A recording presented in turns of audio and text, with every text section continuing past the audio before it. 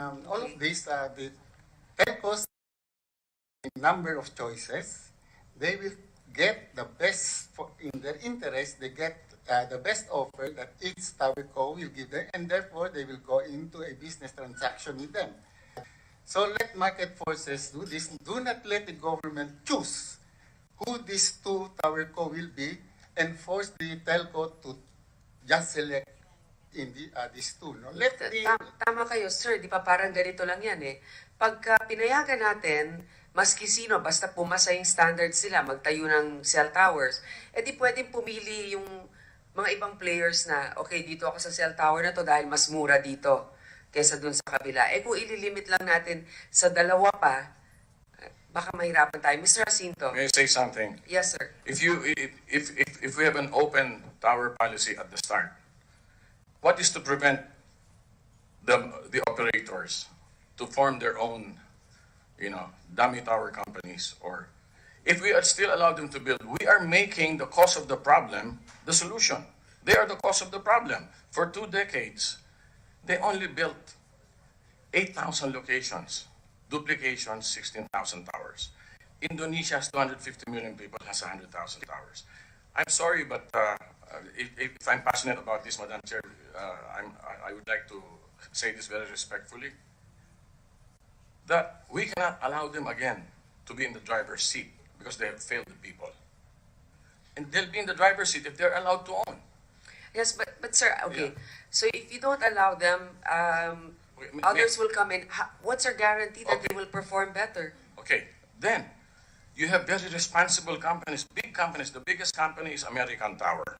They were the ones that suggested to me, only 2 and don't make them own. Well, okay, precisely because they want to make money, so they'll limit it to 2 players. I understand that. Are you being influenced by this American company? No, it's not that.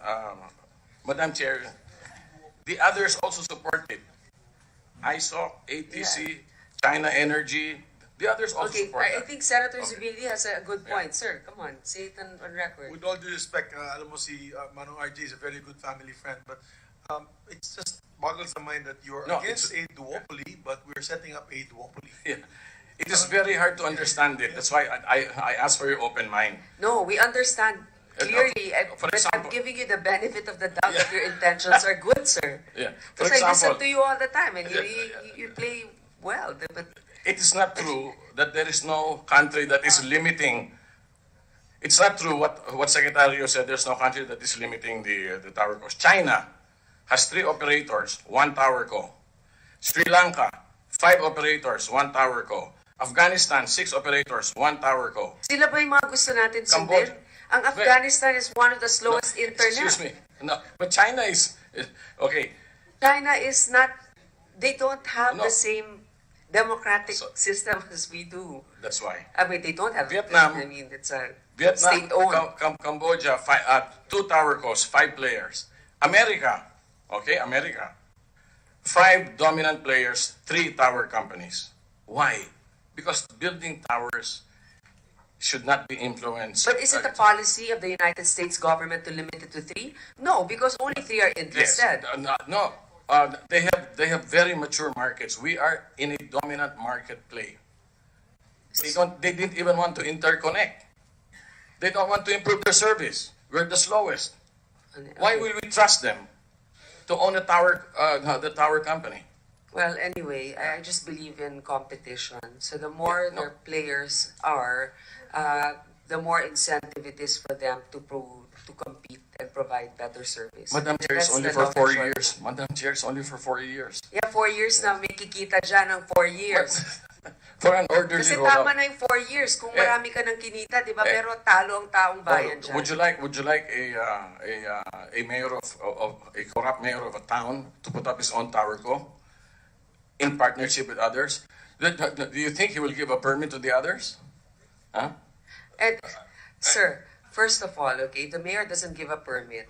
This is something that the DICT and the rest will have to be able to work with the NTC and call them out. Hindi naman pwede kasi, tingnan mo, what's also stopping the mayor from making money from these two tower companies na pigilin sila para lamang makakubra? Di ba? I mean, Either Well- way, corruption is corruption. Diba? But we can't limit, again. Yeah. This is not a point that I'd like to harp on. I think Yes. we are already, but I think we both made our points here. Madam Chair, may I Sir. just put one last Sure, go ahead, on sir. record. The MOUs he's signing is not binding. It does not mandate anybody. Now, my authority from the President is very clear. I take charge of the guidelines and oversee its implementation through the NTC, not even through the ICT. I can put it up there in the screen if you wish. So, for Saying is, your recommendation has authority yes, and they need to follow it. well, Has the President Well- signed on your recommendation? no, Okay. not yet. But only the cabinet can change it, not Secretary Rio. Madam Chair, Okay. since anyway, we have our regular cabinet meetings, we'll come back to you after we reconcile the positions. Yes. General Esperon, I hear that you're also in favor of Mr. Jacinto's two-tower. No. In fact, I've talked to them separately. They are in the two limit of Mr. Jacinto is not really up to. He can go for 5. Correct. Here we have 5 MOUs and probably 3 more. We'll just Madam Chair. we'll just come back with the final position coming from the cabinet after the cabinet meeting. Sir, Madam Chair, we can go 2, 3, 4, 5, fine. But they must share their existing towers. That's my recommendation. And it cannot be open to everybody. That's the cap. It has to have a cap. Secretary Rio. Yes, Madam Chair. The facts of RJ are somewhat misleading. No? He says Vietnam has only 4 telcos. Yeah, that's okay. But Vietnam has more than 20. You can check this in tower. Yes, exchange. No. Indonesia has 3 tower costs. They have more than 50 tower. In fact, Madam, the way the Vietnamese and they have more towers than us, very fast. The way they did it was to offer it, in fact, to a mom and pop shop. In other words, if I am a family and I have a lot and I have the investment to put up a tower, it is much less than putting up a 3-door apartment. If I put up a 3-door apartment, I will have problem in getting tenants, maintaining it. But if I have a tower a common tower, I'm sure that forever, almost forever, the telcos will lease it. No? So this will generate, as it did in Vietnam, as it did in Indonesia, and as it did in Malaysia, it really generated a new type of investment, a new type of business. Secretary Rio, when you build a cell tower, you have to get the permit of the DNR. Ano bang mga government agencies ang dapat mag-sign off to build a cell tower? Siguro si Attorney Cordoba. Sino-sino anong mga government agencies po ang nagbibigay ng permit para sa common towers? I mean, para sa cell towers? Your Honors, for the radios, it's our office, but we do it very fast. And then there's, if it's near airport, you have to get permit from the KA-DDS. And yung DNR ba, kinoconsult rin? I think, Your Honors, yes. Hindi lang local government, di ba? May national government component. Yes, national government. I think, Your Honors, maybe the telcos can say, but it's a national Attorney government. Castello, ano po yung mga Yes, the regular permits are from the NTC, Okay. the DNR, which is the Environmental Compliance Certificate application from the Department of Health. So if you live in nearby airports, you need to have clearance from the ATO, from the Air Transportation Office. If that is beside any port or whatever, you need to get approval from the Marina or whatever agency that controls it. And then there are a lot of, if you're in Palawan, you need to get from the province council, development agency. So marami talaga. So Attorney Castello, the fear that it will just sprout out of nowhere is not necessarily a concern because they need to get the permit also from the DNR kung Okay ba to? Actually- Department of Health. So, let's say I'm in a subdivision and I have a parcel of land. I can't just build a cell tower there without the DOH compliance and also the homeowners, correct? And it is being duplicated on the local government level. If you have already a DOH clearance, you would have to get a health clearance also from the LGU, an environmental clearance also from the LGU. Okay. So, but the Madam permit Chair. starts from the... Madam Chair, so the public will understand, can you slowly enumerate the licenses that a prospective tower builder would have to secure before they can put up one tower? Because here, part of our panel here is Senator Subiri, who has been jumping up and down with the delay because of all these licenses being granted. So, just for the record, can you enumerate how many licenses and which government agency is involved before you can put up one tower? There's an average of 26 permits, Your Honor. How many? 26 permits.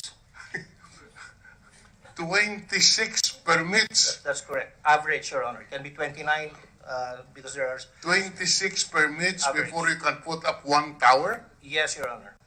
Mr. Subiri, you know, the ease of doing business.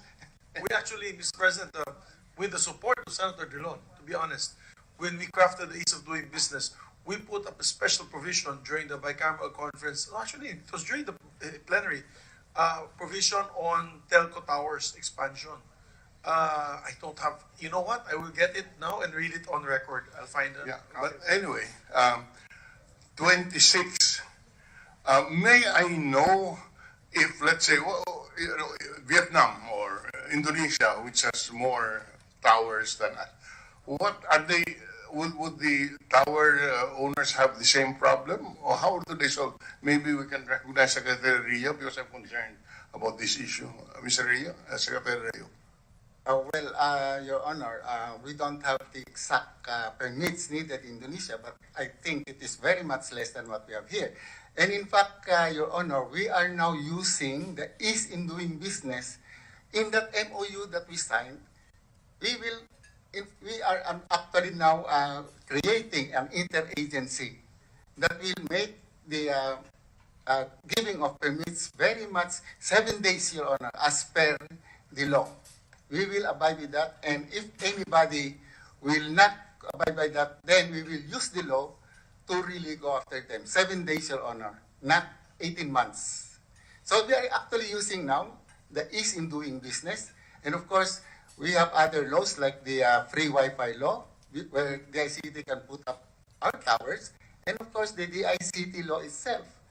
So these three laws are what we are now telling the TowerCo, sign MOUs with that, we will take care of all the legal problems of government. So are you saying that we can reduce these 26 licenses that confronts the tower telco? Initially, Your Honor, we may not be able to reduce that, but we will make it faster.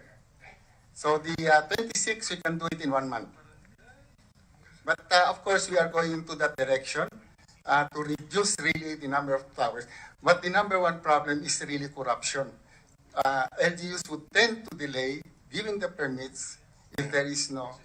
Which is answered, Mr. President, Madam Chair, with the ease of doing business, because they can no longer delay under the law. If they do, they're in violation of the law. And very Yes. strong penalties. Not Yes, Your Honor. only that. In fact, if I If it's may not that- complete, if the license is not issued within X number of days, it is deemed issued, approved. Yes. So that is why in our MOU, we are going to enforce that, Your Honor. Okay, I think that we need to wrap up already the issue on the telco. Yeah, I was just trying to get a copy of the ease of doing business. But for all the telco players here, there is a particular section just for the telco players. We In placed fact, Your it, Honor, yes. we were the one. The ICT was the one who put that section there. And, It's we are very impossible thankful. that you could put it, sir, because you're not a senator. That or is going to congressman. be part You of our- assisted us in putting that section, but really, it was our hearings where we took that up, that the problem really on the telco, telecommunications Yes. connections is due to the tower problem, That was a which DICT. we took up. Yes, Your Honor. With all due respect, sir, kasi syempre, kami yung lawmakers. Just to But thank you for the information. Just to highlight the point, Madam Chair, I'm looking at this, the permits, 26, okay, dalawang pulang po yun nandito. Consent of the neighbors. Barangay resolution. Certificate of non-coverage by the EMB. Zoning clearance by the LGU. Height clearance by the KA-DDS. Radiation evaluation study by the DOH. Ano pa? Building permit by the LGU. Kanino bang requirements yan? Sino nagsabi ganyan kadami? Sa karamihan po, ma'am, sa local government code. These are various laws, Madam Chair, which, without being conscious of what was required in another law, will just enacted laws or somebody issued regulation. But just to continue, you have the height clearance, you have the radiation evaluation study, you have the building permit, you have the height clearance, you have the memorandum of agreement with DNR NIPAS, we have the waiver of the steward, Jesus Christ, application for free, prior, and informed consent. Eto, mamamatay ka rito. You will die before you get this, in other words. A city or municipal resolution, occupancy permit. Do you occupy towers? So, if we do not occupy towers, why do we need an occupancy permit? Really, this government is crazy. Occupancy permit, application for local power connection, mayor's permit, tower fee ordinances, LGU, special use permit for each cell site, compilation with compliance with DPWH Department Order Number 73 on right of way, permit to operate generator set, registration of generator set. Ano ba ito? Certificate of hazardous waste generator. I'm missing 6 here, but this is how stupid this system is. No wonder, I'm sure this is part of the problem. And, hindi, sabi niya, wala pa daw yung revolutionary tax dito. So, but really, this, we're just taking it, with lightly because it has reached the point of being ridiculousness. And I'm sure this is not only true in the issue of cell towers. We suffer from the same difficulty all over. I suggest that, I do not know, maybe it calls for time, Senator Subiri, that we looking at the ease of doing business, I do not know if we need special legislation just for the cell tower, put it all under the DICT, or siya lang magbigay ng permit, and it's the responsibility to get all of these permits from everywhere, from the entire bureaucracy, rather than letting the cell tower operator or, the telco run for after 26 licenses. We should only locate it in one agency and let that agency get all of these permits from the 26 agencies we enumerated. Precisely, Your Honor, if I may. We are actually now coming up with a one-stop shop where all of these permits will be done by us. Problema mo is that these permits are required because of the legislation and the laws which Congress passed. Default functions. For example, issuance of the free informed, prior informed consent. Jesus Christ, you not move that to you, the goddamn and NCIP will complain. Yes, Your Honor. So we must pass a law. Yes, Your Honor. In my view. But pending that law, Your Honor, we will punish those who will go beyond the 7-day. Doon ho kami magtututok. Pwede yun. Pwede. Grace, I think... Madam Grace, just Madam Chairperson, I just want to point out that under the ease of doing business, under Section 15, we have what we call the interconnectivity infrastructure development. This is to answer the call of the problems of the slow data and slow internet. In order to expedite the processing of licenses, clearances, permits, certifications, or authorizations, the authority, together with the DICT, shall develop a fast and reliable interconnectivity infrastructure in relation to this approval of licenses, etc., etc. Number one, total of 7 working days for those issued by the barangay. 7 lang lang. Total of 7 working days for those issued by the LGU from the council.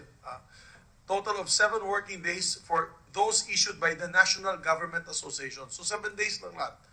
If the granting authority fails to approve or disapprove any application for license, clearances, permit, certification, etc. within the prescribed processing time, the application shall be deemed approved. Provided that when the approval is a body, a legislative body, kasi minsan kukuha ka ng sanggunian approval, they only have a non-extendable period of 20 working days from application. So mag-apply ka Monday to the Sangguniang Bayan of Makati, Sangguniang Panlungsod of Makati or Quezon City. They have only 20 working days to act upon it, of which it will be deemed approved. You will already have an approved council resolution. And it says here, continuation, for homeowners and other community clearances, the officers of the Homeowners Association shall be given 10 working days to refer the application of the members of the association pursuant to Section 10, Republic Act 9904, otherwise known as the Magna Carta for Homeowners and Homeowners Association. I was also the author of that. Provided that the non-extendable period of 30 working days is granted to the Homeowners Association, which is good because now, before Rio came in, matagal yung homeowners, abot ng taon. Walang permit na binibigay, walang answer. So, in the case of disapproval, the granting authority shall notify the applicant and requesting party within the prescribed period the reasons for disapproval, as well as the remedial measures that may be taken by the applicant or requesting party. Because the time limitation does not also say it's a yes. The time limitation could be also a no. But they have to justify why they're not granting you your permit. So within 3 months, the DICT shall come up with the IRR. So, ang importante dito, sir, is the DICT and the ARTA. Please remind the members of the cabinet, Mr. June, yung ARTA, until now we have no appointment of the head of the Anti-Red Tape Authority. That is the key to get all this done because the Director General of the ARTA will be the one filing cases against erring government offices. Importante talaga yan. Yan yung parang Elliot Ness natin for all these corrupt activities being done by the local government. Thank you, ma'am. Thank you. Okay, I think that we've discussed quite a bit already for this third telco issue. So I'll just summarize it so you guys will be excused soon. First, I'd like to thank Mr. Dennis Uy for accepting our invitation, for being here. Importante na nakilala ka ng ating mga kababayan. Sa tingin ko naman, nakita nila na bilang Pilipino, may sinseridad rin naman tayo na gusto natin mapabuti talaga ang kalagayan ng ating bansa. Malaking tulong yung sa telco. Tama ka, talagang butas ng karayom ang pinagdaraanan mo ngayon. Hindi naman ito panghuhusga sa pagkatao mo, kundi para lang masiguro na tinutupad natin ang ating mga mandato at pinapatupad natin ang ating batas. But we wish you the best of luck because a success of any company that will be able to provide better internet service, sell service to our country is very much welcome. So, thank you again, sir, for your presence here today. Now, the DICT, through Secretary Rio, updated the committee on the major player and shape passive telecommunications infrastructure that Mislatel Consortium was declared the provisional new major player on November 7, 2018, that Mislatel committed and will endeavor to deliver 27 Mbps of internet speed in the country, hopefully, within the first rollout. Secretary Esperon committed to provide us, the committee, an assessment check background test on all involved participants of the consortium. In the timeline in late February, this is to secure the country's security vis-a-vis telecommunications in the Philippines. Minority Leader Senator Drilon questioned the background of Ms. Latel, citing its non-operation from the time 1998 when Ms. Latel was given a franchise. Please note that the binding agreement requires that the winning bidder should be operational too. There are questions too on the disbursement, on the dispersed ownership, increase in the capitalization, the share of Bank of China in the investments in Ms. Latel. But then it was answered by Mr. Oy by saying that his other businesses also provided capital, infused capital for their investment. The new major player, NMP, was explained as a third industry player to be able to compete head-to-head against the two existing players that we have now. Commissioner Cordova admitted that the consortium did not have a legislative franchise, but they will be using the franchise of Ms. Latel.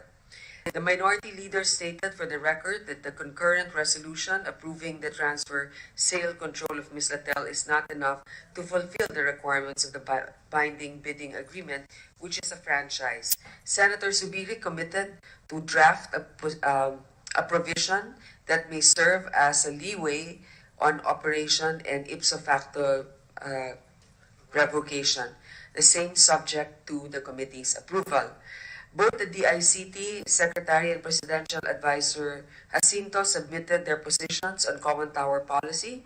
The chair noted that for purposes of fairness and fast internet, the committee's position is to allow market players to construct cell towers and not to limit them to just 2 players. So with that, we thank you again, our resource persons, for your presence here today. I will